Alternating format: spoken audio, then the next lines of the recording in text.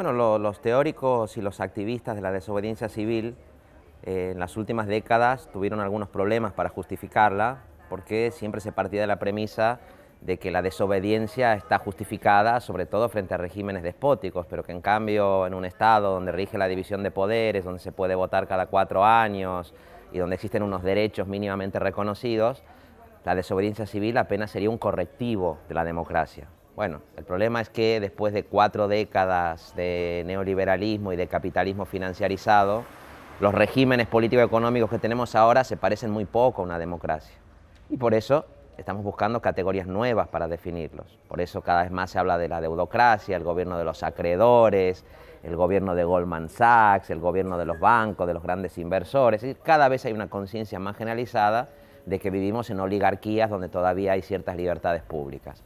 Esto es una muy mala noticia para los derechos de los ciudadanos, es una muy mala noticia para la democracia, pero es una buena noticia para los desobedientes, porque las razones para la desobediencia crecen, porque hoy la desobediencia civil no es ya un simple correctivo de la democracia, sino que es un imperativo para que la democracia pueda abrirse camino y para frenar luego una deriva despótica que estamos viendo día a día ante nuestros ojos.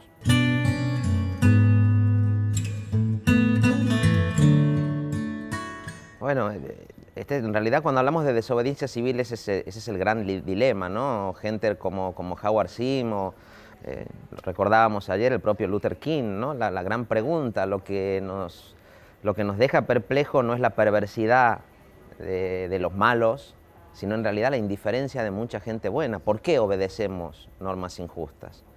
Y aquí decíamos, hay muchas razones, muchas veces porque la obediencia puede implicar una cierta seguridad psicológica, conservar ciertos privilegios, también porque la desobediencia es severamente castigada. Si nos fijamos, todo el desmantelamiento que se ha producido en estas décadas del Estado social, de los derechos sociales conquistados, se ha hecho al precio de un crecimiento totalmente desmesurado del Estado penal, de las medidas represivas, del encarcelamiento de buena parte de la población excluida, de la criminalización de la protesta social, de la aprobación de ordenanzas del civismo que castigan la disidencia política y cultural en las ciudades, de endurecimiento de los códigos penales.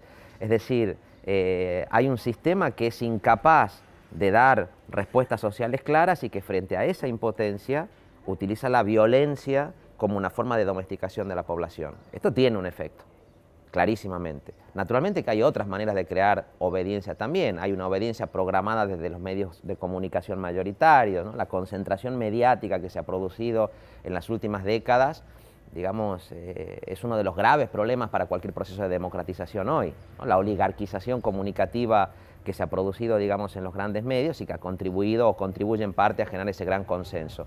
Y luego yo creo que hay un aspecto básico del capitalismo financiarizado de los últimos tiempos, que es la cuestión del crédito.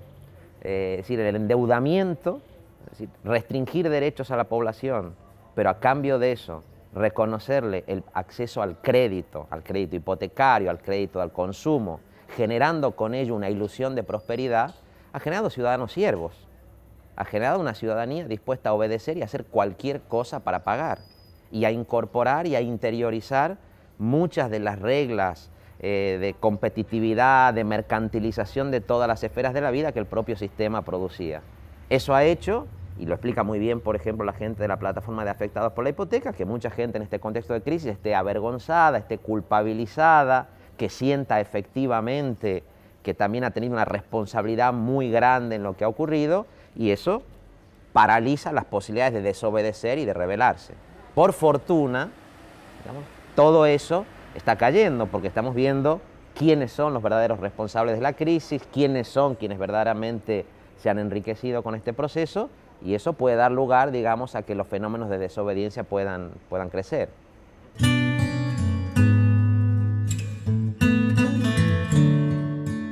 Bueno, yo creo que es un papel, digamos, muy importante. Si en algún sentido nosotros estamos ahora en un escenario muy complejo de un proceso destituyente, constituyente, es porque hemos tenido un movimiento social como el del 15M o como el de las mareas ahora, que lo que están diciendo es un basta ya, que lanzaron un gran grito de desobediencia. No queremos ser una mercancía en manos de políticos y banqueros.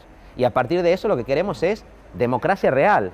Y un proceso constituyente es eso, Un proceso constituyente es la radicalización democrática, un proceso constituyente es devolverle el poder a la gente, un proceso constituyente es una aspiración de cambio colectivo basada en la autoorganización de la sociedad.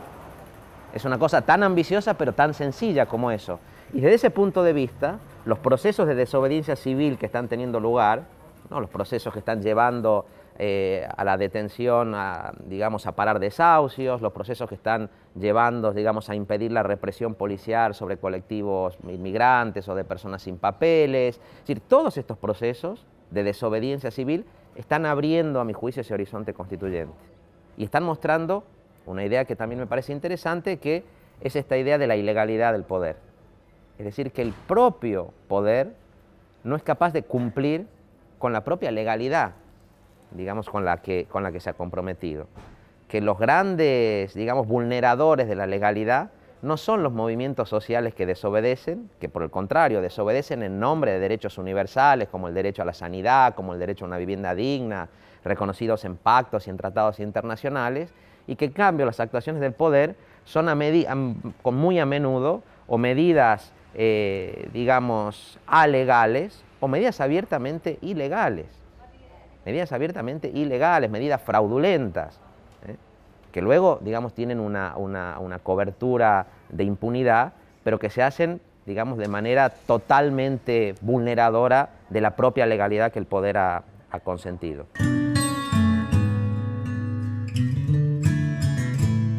Bueno, el punto de partida siempre es complejo, porque el punto de partida en realidad es que venimos viviendo un proceso deconstituyente, que es este proceso que lleva 4 décadas y que arranca con el neoliberalismo y luego se profundiza con la financiarización del capitalismo, que lo que está haciendo es vaciando, digamos, todos los contenidos posiblemente garantistas o sociales democráticos que tenían los marcos constitucionales vigentes, ¿no?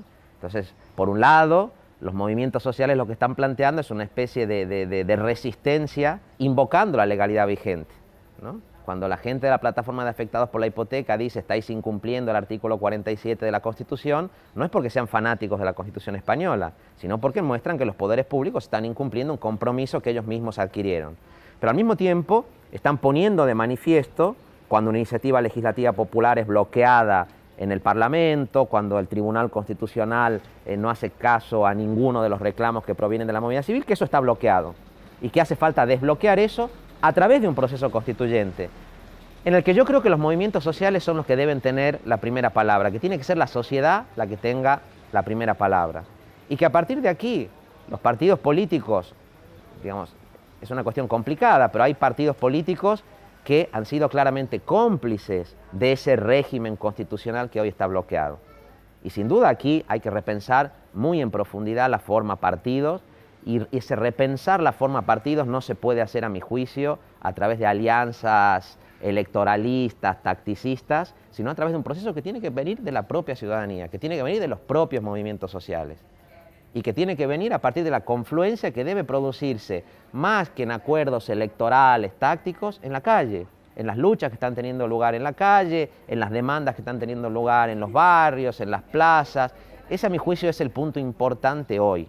Porque hoy lo que está bloqueando las posibilidades de democratización, en mi opinión, es la enorme fragmentación social que hay, el miedo, la desesperanza que hay en buena parte de la población, y eso es lo que hay que intentar quebrar. Hay que intentar que la gente que hoy se siente desanimada se sienta empoderada y se sienta dispuesta a transformar las cosas. Y los partidos deben oír esos reclamos, deben ser capaces de reinventarse, y los que no puedan reinventarse deberán dar paso a la formación de nuevos instrumentos de acción política.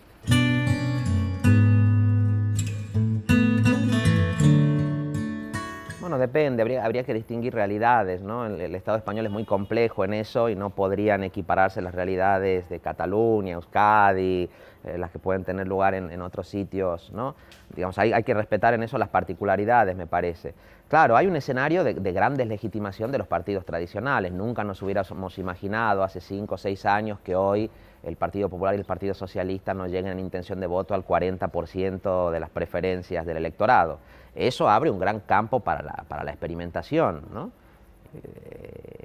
Experimentación que ya ha tenido lugar, ¿no? Por ejemplo, en Cataluña ha habido experiencias municipalistas, alternativas, interesantes en estos años que han mostrado que se puede gestionar de otra manera, incluso en un contexto de presión capitalista, digamos, brutal. Ese campo, digamos, de experimentación a mí me parece una gran oportunidad para la radicalización democrática, pero no está exento de peligros. Cuando hay una gran crisis de legitimidad y una gran crisis destituyente, son muchos los que pueden pensar que son los destinados a encarnar ese proceso de transformación, ¿no? Antonio Gramsci decía que cuando lo viejo no acaba de morir, lo nuevo no acaba de nacer, se producen los monstruos. Entonces estamos en un escenario donde pueden aparecer muchas propuestas monstruosas, algunas virtuosas y muchas no. Muchas en realidad que están apoyando, digamos, esta coyuntura para hacer propuestas que en muchos casos serían propuestas regresivas.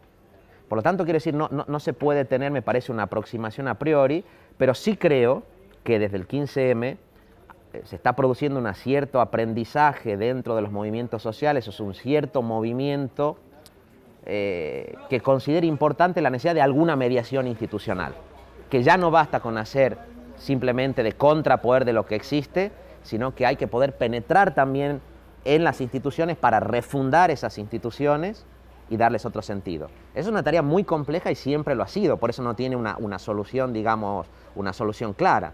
Por lo tanto, ya digo, eso me parece que está abierto, pero que sería un error comenzar la casa por el techo.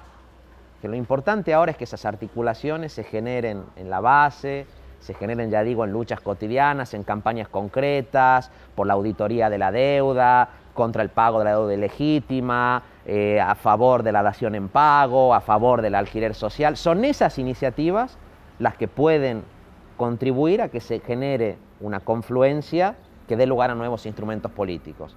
Pero no al revés, no pretender que con alianzas tacticistas, con nombres de notables se puede construir una alternativa, porque si no sería no haber aprendido nada de lo que supuso el 15M y su reclamo de radicalización democrática.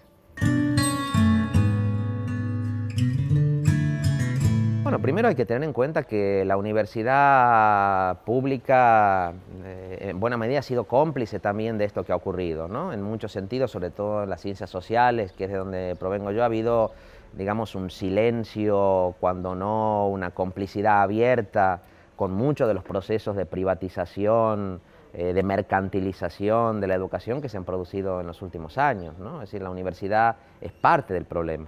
Lo que ocurre es que al mismo tiempo la universidad pública es uno de los pocos espacios donde el pensamiento crítico tiene posibilidades para desarrollarse sobre bases no totalmente mercantilizadas. Entonces, yo creo que la tarea de cualquier universitario crítico hoy, digamos, es tener un pie dentro de la universidad pública para dar esa batalla contra la mercantilización brutal, contra la precarización de la investigación universitaria, y tener muchos pies fuera de la universidad. O sea, nuestra tarea como universitarios está en parte en las aulas, pero está en buena medida fuera de las aulas.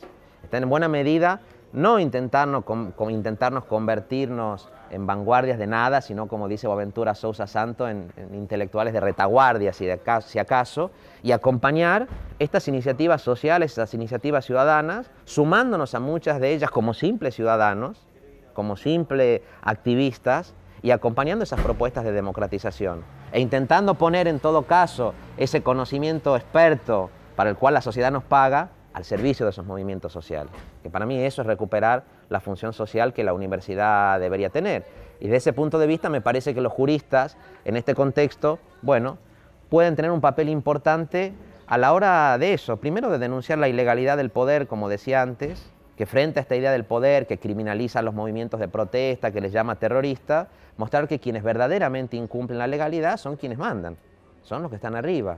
Y que muchas veces quienes están abajo son los verdaderos defensores de una legalidad garantista, basada en derechos universales para todos.